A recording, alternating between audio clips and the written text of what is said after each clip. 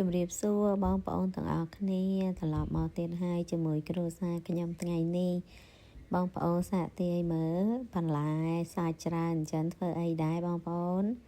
មហូបសល់ពីចូលឆ្នាំចិនកាលពីម្សិលមិញនឹងឯងយើងចាប់ផ្ដើមធ្វើវាតុតធ្វើជាចាប់ឆាយសម្រាប់តុតខ្លះសេក្នុងទូទឹកកកញ៉ាំបានមួយអាទិត្យពីរអាទិត្យអីដែរណាយើងធ្វើរបៀបរៀនត្រួនត្រេកខ្នាតធំដែរហើយឥឡូវនេះយើងកាប់ជ្រូកខ្វៃរបស់យើងនឹងមក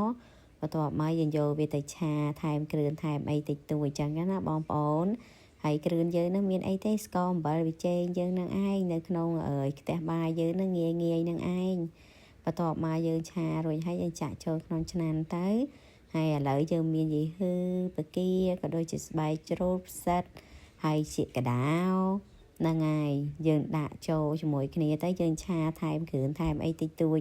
លួចគ្រឿងលួចអីតិចតួចឲ្យវាមានទៅញ៉ាំទៅវាចាប់មាត់ចាប់កចឹងទៅណា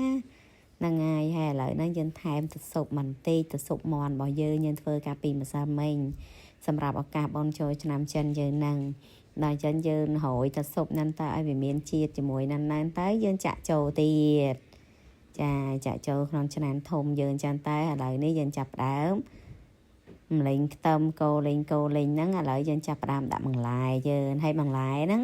ខ្ញុំចូលចិត្តតែស្ពៃក្តោបស្ពៃបូកូហើយនឹងខាត់ណាឆេថាវការ៉ុតចូលចិត្តតែប៉ុណ្្នឹងឯងខ្ញុំហើយនឹងពោតយើងណាអាស្នូពោតយើងហ្នឹងណាចាចូលចិត្តតែប៉ុណ្្នឹងឯងអញ្ចឹងក៏ដាក់តែប៉ុណ្្នឹងទេហើយចឹងតែឥឡូវយើងឆាវាឲ្យវាអូខេវាមានសូបមួយទឹកស៊ុបទឹកអីហ្នឹងអូខេហើយចឹងទៅយើងចាក់ចូលទៀតក្នុងឆ្កែយើងហ្នឹងណាឆ្នាំយើងណាឥឡូវវាចេញទៅជាសម្លហើយនេះចា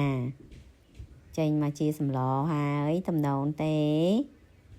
បងប្អូនទាំងអស់គ្នាតោះអញ្ជើញពិសាភ្លក់ជាមួយពួកយើងទាំងអស់គ្នាមើលទៅតំណូនឆ្ងាញ់ណាបងប្អូនមិនមែនតែតំណូនទេឆ្ងាញ់រសជាតិចូលចិត្តហើយកូនប្រុសខ្ញុំនេះគឺអត់ញ៉ាំទេស្លចាប់ឆាយនោះគេចង់ញ៉ាំមាន់ស្ងោរអញ្ចឹងមាន់ស្ងោរហ្នឹងចំហុយឲ្យទៅហ្នឹងហើយចំហុយមាន់ឲ្យទៅ